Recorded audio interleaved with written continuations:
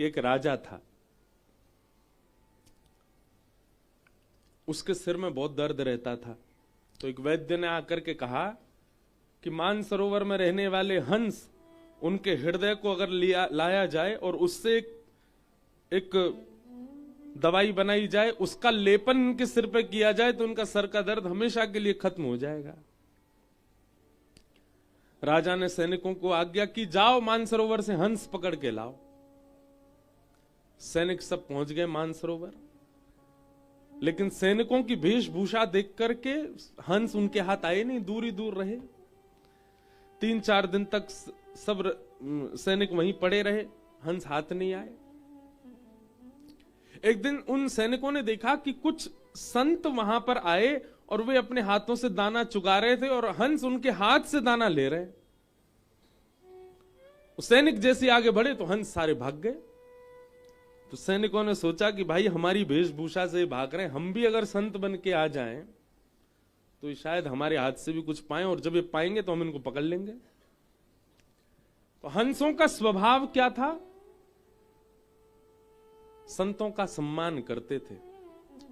ये सभी सैनिक संतों का रूप धारण करके गए और हाथ में दाना लेकर के हंसों को खिलाने गए। तो भक्तमाल जी में वर्णन है कि वे सब हंस जानते थे कि ये वही सैनिक हैं, लेकिन संत वेश में आए हैं।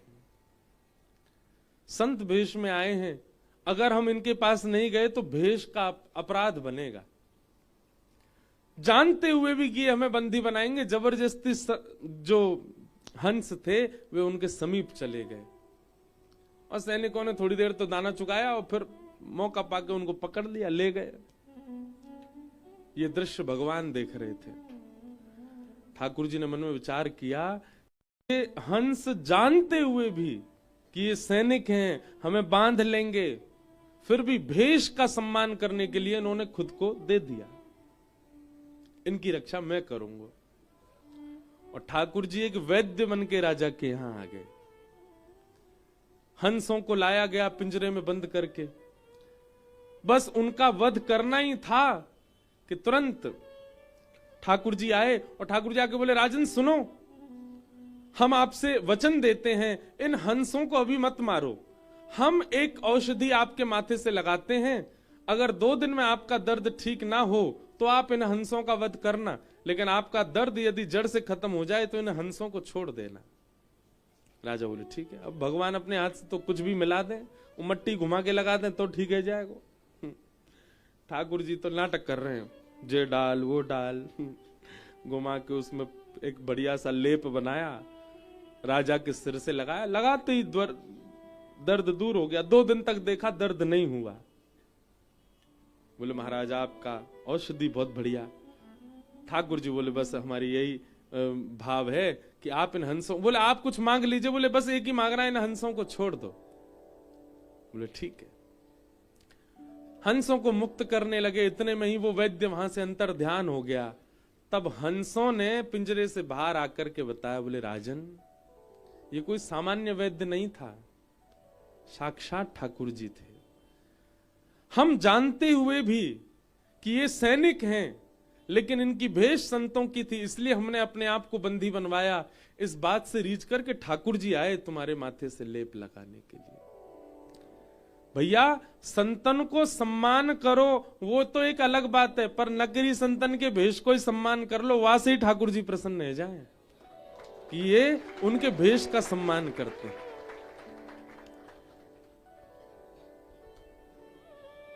कलयुग यदि जीवन में आ जाएगा ना बंधुओं, बहुत सावधानी से सुनिएगा, हमारी भक्ति में सबसे ज्यादा बाधा यदि कोई है तो वो एक ही है, और वो है वैष्णव अपराध।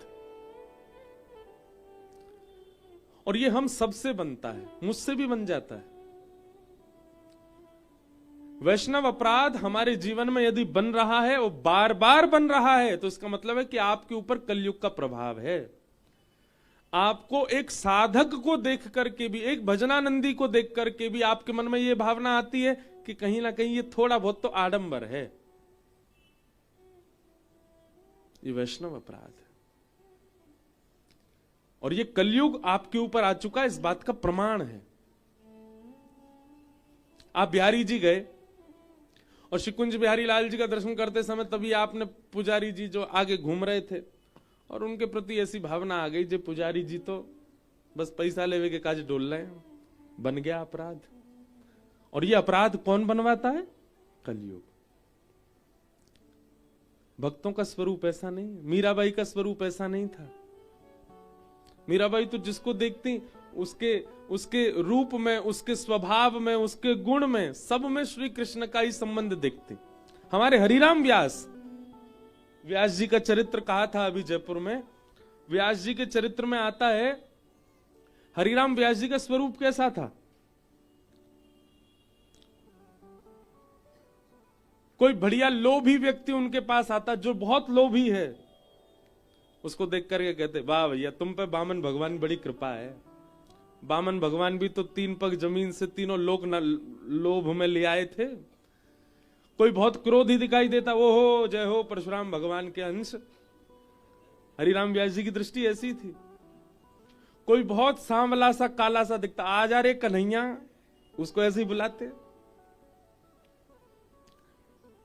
किसी का सौंदर्य अद्भुत होता, अद्भुत गंभीरता होती, अरे जय हो मेरे राघव, वो व्यक्ति के नाम से उसको पुकारते ही नहीं थे, व्यक्ति के स्वभाव से उसको परखते ही नहीं थे। जिसको देखते थे उसमें या तो आचार्यों का अनुभव करते थे या फिर ठाकुर जी का अनुभव करते थे।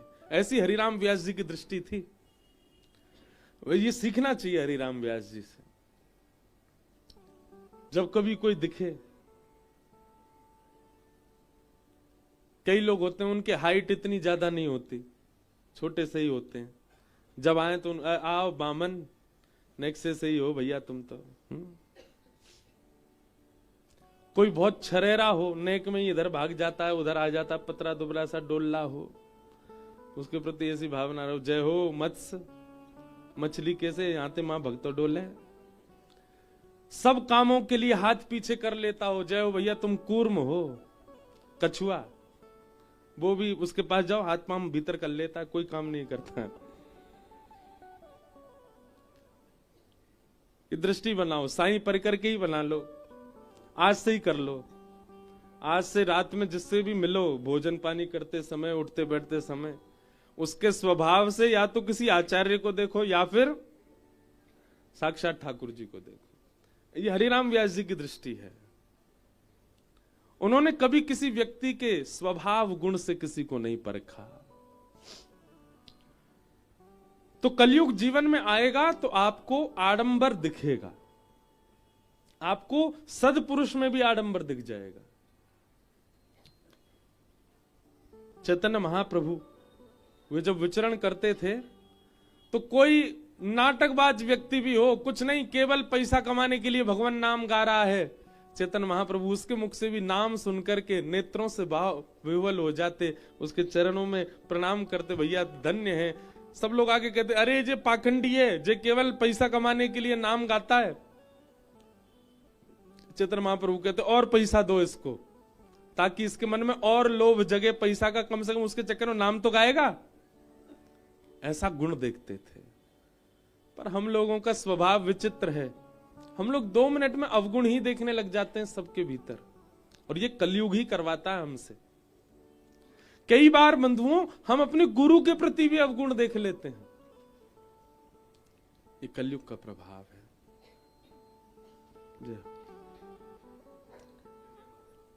जय जय राधा वल्लभ श्री हरिवंश, जय जय राधा वल्लभ श्री हरिवंश, जय जय राधा वल्लभ श्री हरिवंश, जय जय राधा वल्लभ श्री हरिवंश, जय जय श्री वृंदावन श्रीवन चंद, जय जय श्री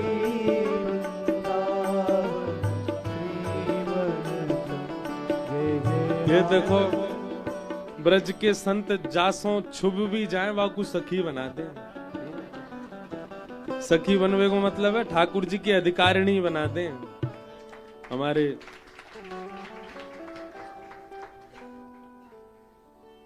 श्री हिताश्रम वाले पूज्य महाराज जी पधारे हैं, बारंबार महाराज जी को वंदन प्रणाम। जय।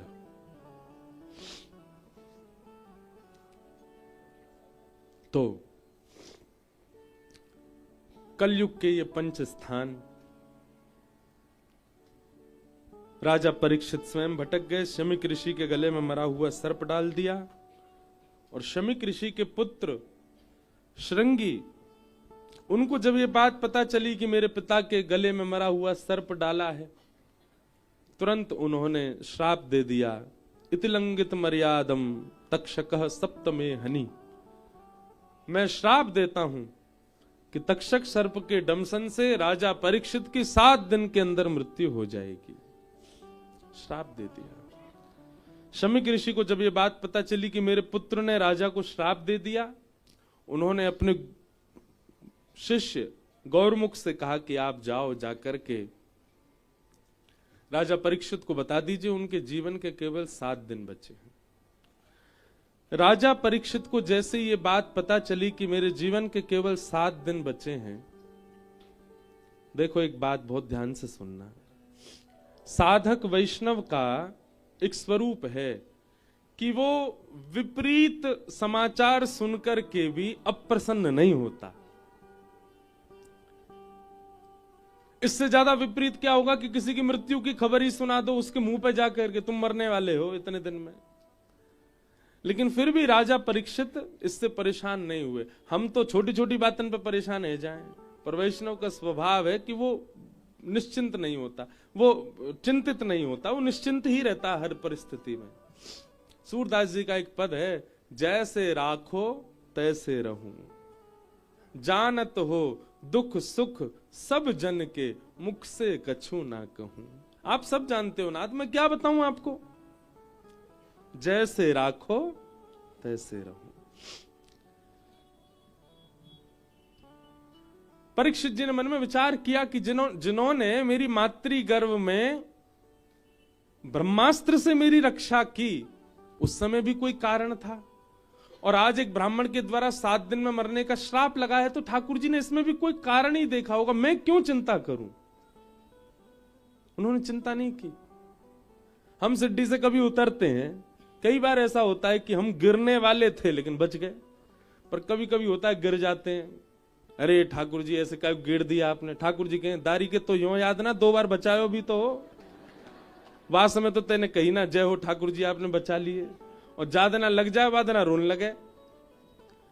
विचारणीय बात है कि नहीं। आप साइकिल चला रहे हो, कितनी बार ऐसा होता है कि आप गिरने वाले थे नहीं गिरे, लेकिन जिस दिन गिर जाते हैं उस दिन ठाकुर जी के आगे रो रहे हैं क्या गिर दिए।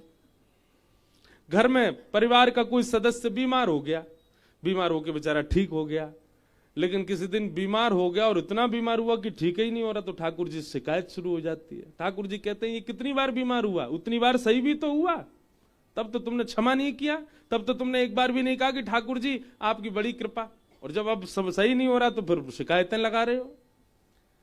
ये समझने वाली बात है, राजा परीक्षित से सीखो। राजा परीक्षित कह रहे हैं कि जब मेरे मातृ गर्भ में ब्रह्मास्त्र आकाश में था तो वो रक्षा करने आए थे, और आज 7 दिन में मरने का श्राप लगा है, तो इसमें भी कुछ ना कुछ होगा। हमारे पूज्य गुरुदेव भगवान रामानुज गुरु जी बहुत अच्छी बात कहते हैं, ध्यान से सुनना। विश्वासो फलदायक। राजा परीक्षित जब अपनी मातृ गर्भ में थे तो भगवान शस्त्र लेकर के गए और उनकी रक्षा की, और राजा परीक्षित जब जीवित अवस्था में 7 दिन में मरने का श्राप लगा तो भगवान शास्त्र रूप धारण करके आए और उनकी रक्षा की, भागवत जी के रूप में आए। अच्छा, दोनों में भी कारण। गुरुदेव भगवान कहते हैं, मैंने देखो गुरुदेव का दर्शन नहीं किया, पर गुरुदेव की लिखनी कई छोटे छोटे ग्रंथों वो पढ़े हैं मैंने।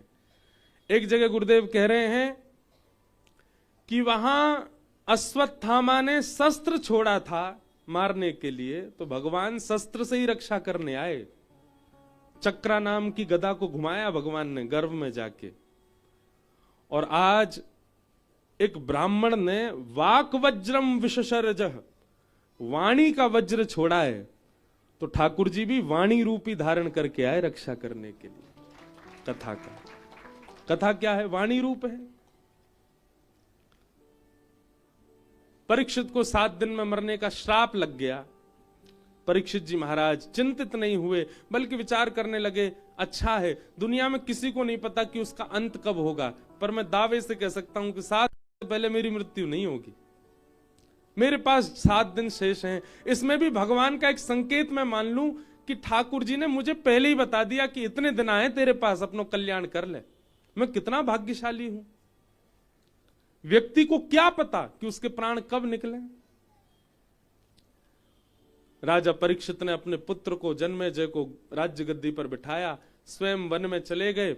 अनेक संत ऋषि गण सब गंगा जी के तट पे आ गए। सबसे राजा परीक्षित ने एक ही प्रश्न किया, जल्दी मरने वाले की मुक्ति का उपाय बताओ।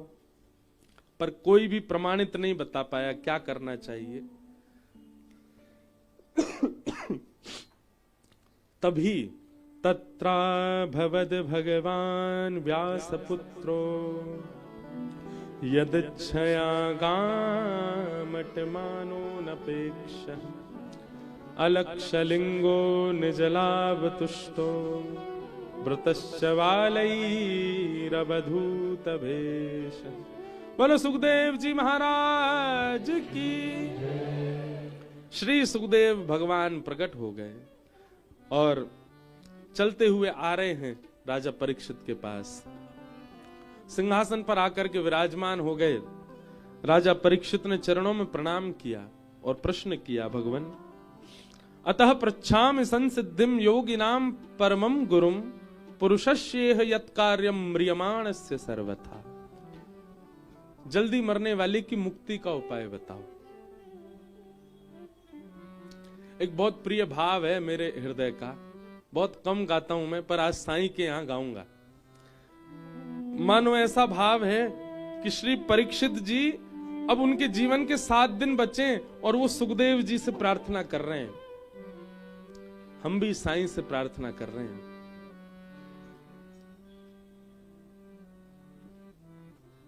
चाहे हार हो चाहे जीत हो, चाहे हार हो चाहे जीत हो, गुरु चरण में मेरी प्रीत हो।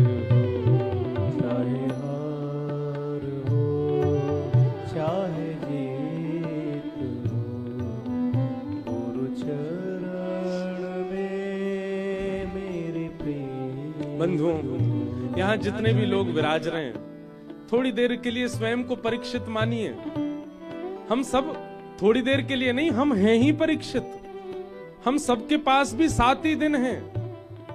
इन्हीं 7 दिनों में जन्म है और इन्हीं 7 दिनों में मृत्यु। भले ही जीवन की अवधि बड़ी हो, पर है तो 7 ही दिन। हम सब भी अपने गुरु का स्मरण करें, जिनसे भी हमारी दीक्षा है, जिनसे भी हमारी शिक्षा है, उन्हीं को हम सुखदेव स्वरूप मान करके हम उनसे प्रार्थना कर रहे हैं। चाहे हार हो चाहे जीत हो, गुरु चरण में मेरी प्रीत हो। चाहे हार हो चाहे जीत हो, गुरु चरण में मेरी प्रीत हो। सागर भी तू साहिल भी तू, सागर भी तू साहिल भी तू, सागर भी तू साहिल भी तू, सागर भी तू साहिल भी तू, मझधार और माझी भी तू, मझधार और माझी भी तू, मझधार और माझी भी तू, मझधार और माझी देखो कितने सुंदर शब्द हैं। हे गुरुदेव, सागर भी आप ही हो, मतलब आपकी गहराई हम पहचान नहीं सकते। सागर भी आप ही हो, पर हमें इस संसार रूपी सागर से पार करने वाले मझधार भी आप ही हो। मझधार और माझी भी तो, मझधार और माझी भी तू। बहुत सुंदर। इस प्रकृति का तुम गीत हो,